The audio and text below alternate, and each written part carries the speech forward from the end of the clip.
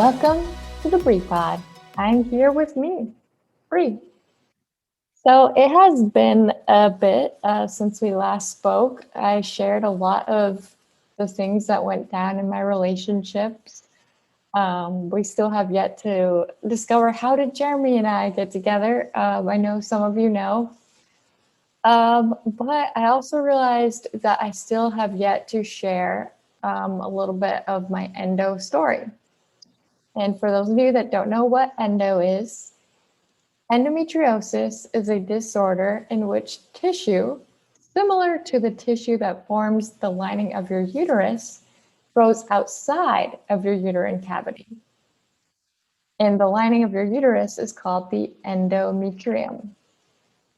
So what happens is the hormonal changes of your menstrual cycle affect the misplaced endometrial tissue, causing that area to become inflamed and painful. This means the tissue will grow, thicken, and break down. Over the time, the tissue has broken down and it has nowhere to go, so it becomes trapped in your pelvis. And that's where it causes irritation, scar formation, adhesions, severe pain during your periods, and then leading to fertility problems. So that's the medical version of what endometriosis is. But for me, it has been about over 10 years um, before I reached an actual term for what was going on. Because when I started, I thought that my symptoms were all GI related because I also have IBS. And so I just assumed that maybe, I was going to the GI doctors and not realizing that I needed to go to the OBGYN or to find someone that knew endometriosis. So I also didn't know how much endo can affect your body because actually IBS and endo, Crohn's and endo, PCOS and endo, and fibromyalgia and endo. All of these things can coincide together. Not saying that they're not different, but it's not uncommon for someone to have endo and something else.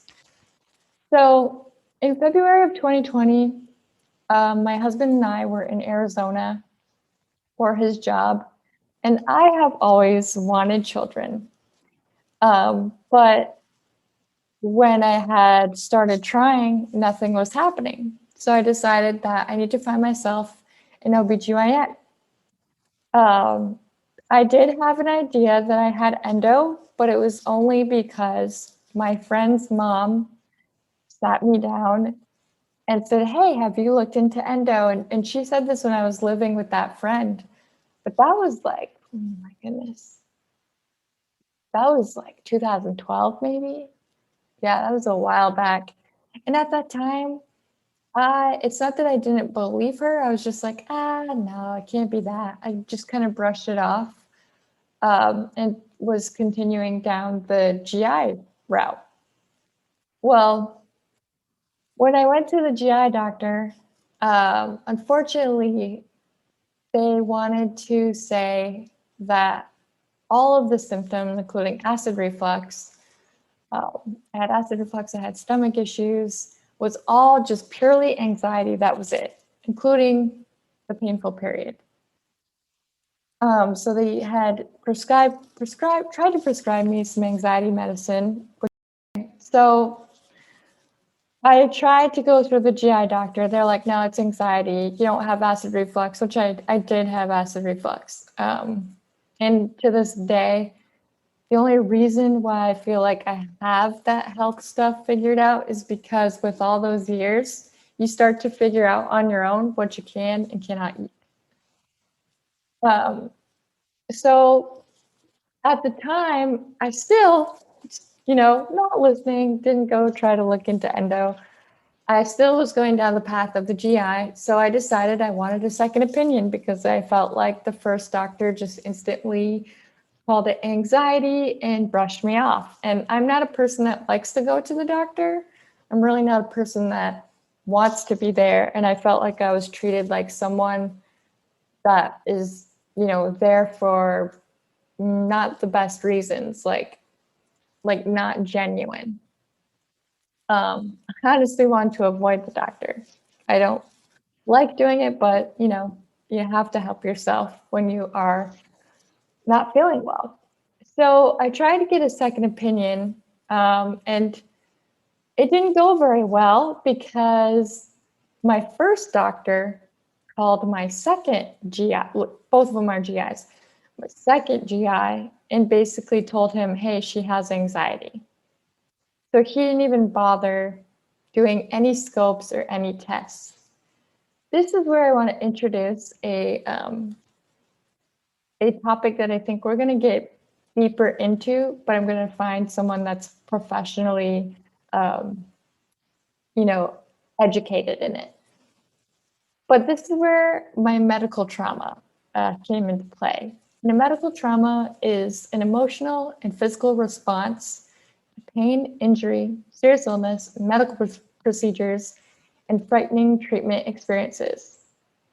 There are lots of experiences related to illness, injury, or medical treatment that can be difficult, uncomfortable, or frightening. I bring this up because we are going to have someone to come in and talk about medical trauma because that is a real thing. And for me, it became very real because I felt very let down at that point. My second GI was throwing anxiety in my face. And again, it's not the fact that I didn't have anxiety. I'm well aware on that. It's just the anxiety can't control every single bit of symptoms that were going on at that time. So anyway, fast forward back to when we're in Arizona. Um, I was starting to try to build my family out with Jeremy. And so I'm like, I really need to get into seeing an OBGYN. I need to look into endometriosis. And I should add, before I officially got myself an appointment, I entered in all of the endometriosis groups on Facebook. And everything that they were saying, I related to. I could sense that, yeah, actually I do have this. But the problem is, even though you have a term, but you don't have evidence that you have it, that part always feels upsetting because you're like, I really feel I have this, but I don't feel like I have enough proof. And I kind of felt like an imposter, which I need you guys to know that if you are feeling that you have something, I highly recommend going into the groups and following because sometimes, or most of the time, it's actually pretty accurate. Of course, you have to go through the tests and all that stuff, but a lot of things and methods of coping, I was actually sent through the group. So it was very helpful. But anyway, so I went to the OBGYN finally, and I said, hey, listen, I am fairly certain that I have endometriosis. And I wanted to find out if I had it or not. Unfortunately, the only way to find out truly if you have endometriosis is through surgery. So the doctor, the first time around, he made me feel uncomfortable because he basically said, yeah, I mean, you can definitely have the surgery done, but just know that I've done a lot of these surgeries and it can go either way, where, I normally don't actually find any endometriosis. That made me nervous because then I felt, again, my imposter syndrome was coming in because I'm like, oh no, what if I go through with this surgery and then I find out that I don't have it? And now I've spent a lot of money on myself that was unnecessary and I've wasted everybody's time. But I had a bad feel, like I had this gut feeling that something was not right about him, but I didn't. I just was like so desperate for a change that I didn't listen to myself, and I scheduled the surgery with him anyway. Um, and I should say, within the 10 years, I have always been doing research, looking into things.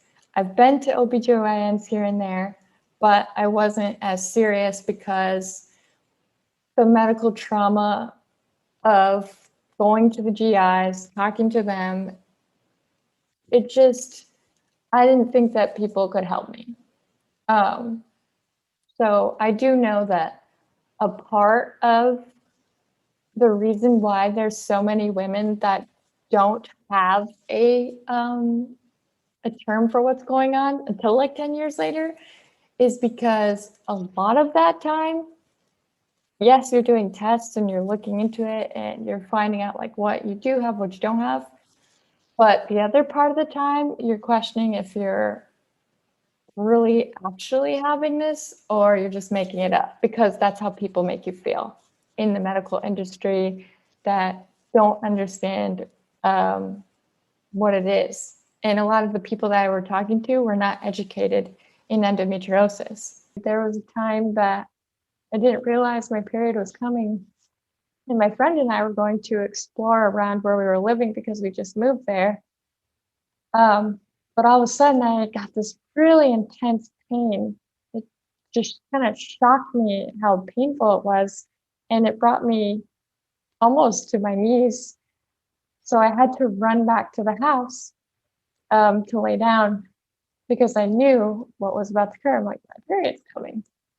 Unfortunately, though, I was in so much pain that I did not tell my friend what was going on. So she thought, she was wondering what was, she was like, what the heck are you doing? And I didn't tell her, but I wasn't thinking straight at the time.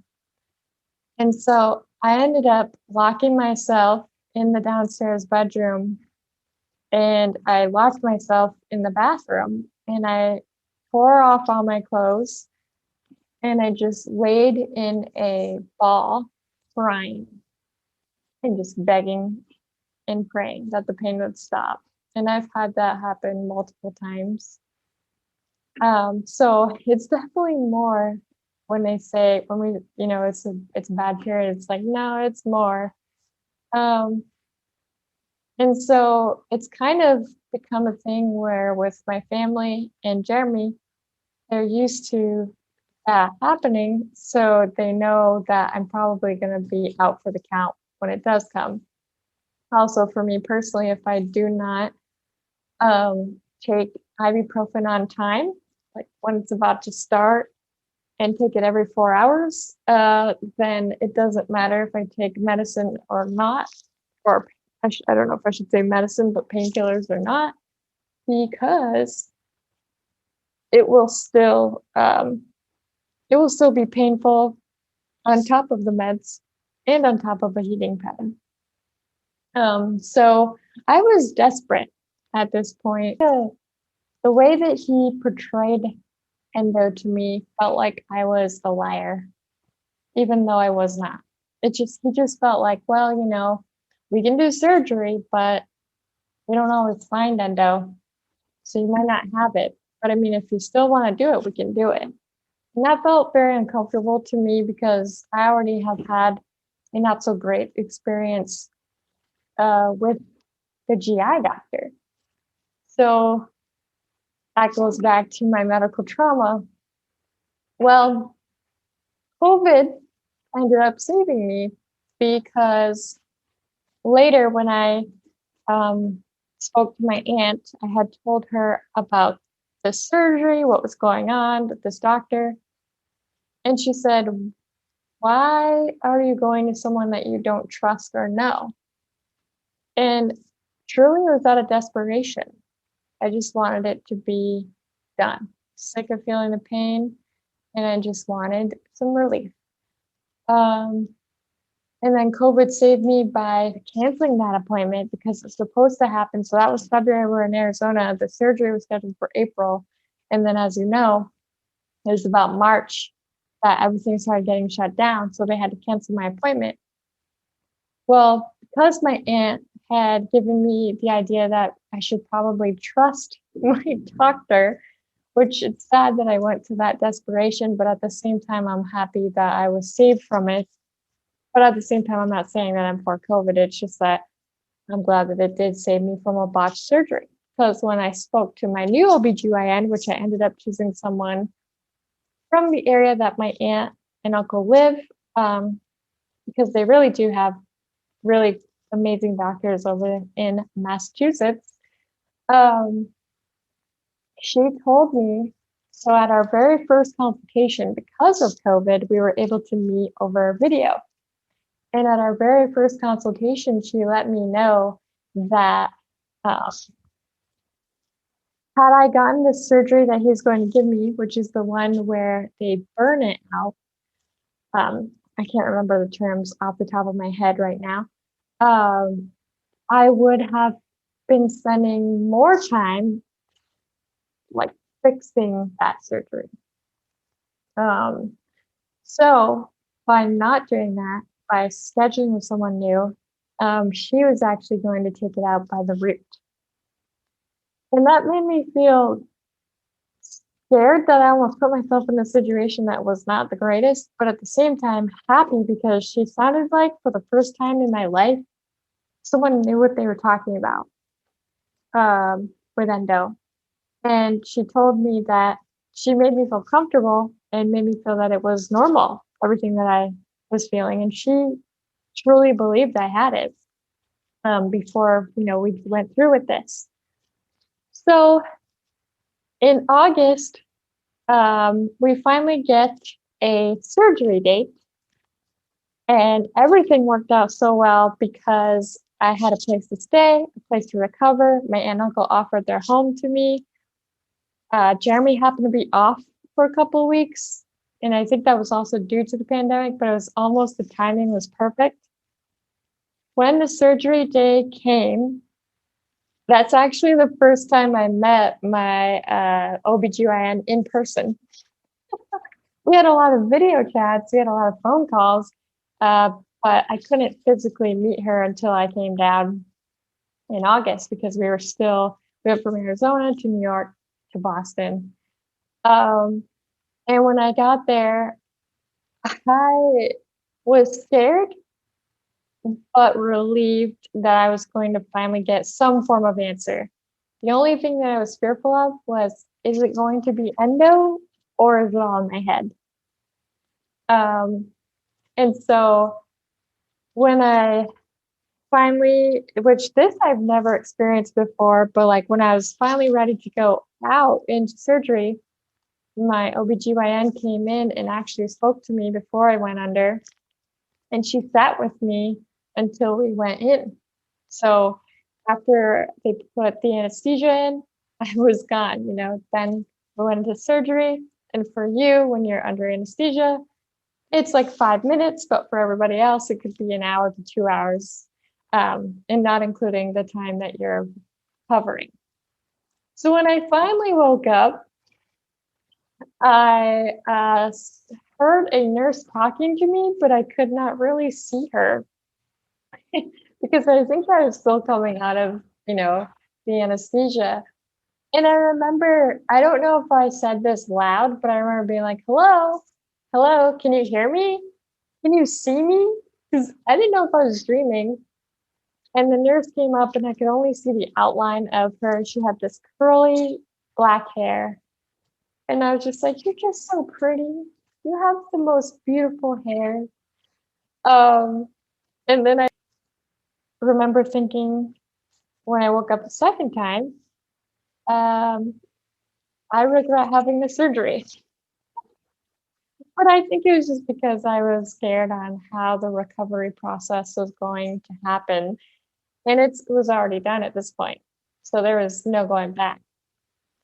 But I wanted to know, did I have endo or not? And unfortunately, though, with COVID, you don't really get to see anybody in recovery this time. So they had to call Jeremy, let him know I was awake. And I saw Jeremy, and I'll tell you what, I did not know how bad the potholes were in Massachusetts until I had surgery.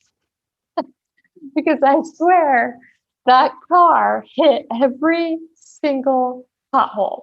I can't blame Jeremy because he didn't put the potholes there, but the car seemed to hit every single one of them. But the truth is, I think it's just that they were always there, but you really feel it with surgery. Um, so after Jeremy got me situated at my aunt's and uncle's apartment, he told me that the doctor had called him and let him know that she did find endometriosis. And I was a mixture of emotions because with change, I had a bit of a hard time during the recovery process. And not because um, everything wasn't healing correctly, everything was going fine. The scars were healing, starting their healing process. I didn't have any infections, but I mentally was not doing well because I was scared to see what my quote unquote new body was going to look like. And I know that sounds vain, but this is not from a vanity place. For me, I have struggled with my image. Um, I guess that is vanity in a way, but I've struggled with my own body. And it's because it's another thing that we'll eventually get into. But I was scared to see what's going to happen to me. And are these scars going to be so big that it takes over who I am as a person? And I'm sure many of you that have had surgery and that have felt like things are getting altered have felt this way. But that's why I named this My Scars Only Tell a Part of My Story, because I had to learn that it's not an ugly thing because there's going to be scars, and actually they're really small. So I really think I was worried for nothing, but um, I've always had an issue with my body and probably borderline or fully body dysmorphia. And that's something that we will get into later. But I was scared of what was going to happen because I had kept the bandages on. And after a few days, I was allowed to take them off. But I sat in the bathroom crying with Jeremy in there. And I said, I don't want to take these off because I don't want to see my body like this. And my husband had to remind me that, you know, these scars, first off, are going to be small because the doctor told me that they would be, and that it doesn't make me, and like these scars are a part of my story. They're not something that is negative. And it's okay what it does to my body because the whole point of this was to find an answer. And so I finally, with his help, took these bandages off and realized that it wasn't so bad. Um, and found that, you know, I'm sure many people have gone through these feelings because surgery isn't just a physical thing, it's also can be a very emotional thing, especially when you have a form of body dysmorphia. Um, and that's something that I'm working on. And after I had this done, that's actually around the time that I started searching for help for my mental health. Because at the end of the day, the with my relationships, with the way that I look at my body, with the way I felt, with the way that the endo has made me feel. There's so many factors where I'm very happy that I have months later reached out to get help because I needed it. Now I'm going to go into the part of affirmations, but this time I'm leaving us with one affirmation. And it says, don't ever be ashamed of the scars life has left you with. A scar means the hurt is over and the wound is closed. It means you conquered the pain, learned a lesson, grew stronger, and moved forward. A scar is the tattoo of a triumph to be proud of. Don't allow your scars to hold you hostage. Don't allow them to make you live your life in fear. You can't make the scars in your life disappear, but you can change the way you see them. You can start seeing your scars as a sign of strength and not pain. And with that being said, you are loved, you are worthy, you are cherished, and I am proud of you. Until next time on the Repod. For those of you that are looking for more affirmations, click the link below because I did start Wednesday text messages weekly, and you can get an affirmation the morning of before the episode comes out. Bye.